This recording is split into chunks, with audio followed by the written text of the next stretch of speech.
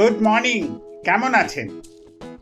আমরা যখন সমাজে বা বাইরে দোষ দেখি তখন মনটা খারাপ হয়ে যায়, কষ্ট লাগে। আমরা সহজেই লোকের দোষ খুঁজে পাই, কিন্তু নিজের দোষ যখন আমরা খুঁজতে শুরু করি তখন বুঝতে পারি যে কেন আমার এই দোষটা এসছে এবং কেন এই দোষটা সরিয়ে দেওয়া কত কষ্টকর। আর আরেকটা জিনিস হয়,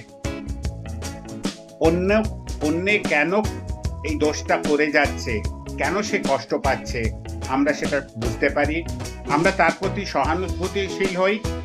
তাই আমার এবং সমাজের দোষ কাটানোর একটাই উপায়, ভালোবাসতে হবে, নিজেকে চেঞ্জ করতে হবে এবং নিজের অভিজ্ঞতা দিয়ে অন্যকে গাইড করে দোষটা কাটিয়ে দিতে হবে। তাই বলছি, মন শান্ত রাখুন, জীবনটা খুব ভালো হোক।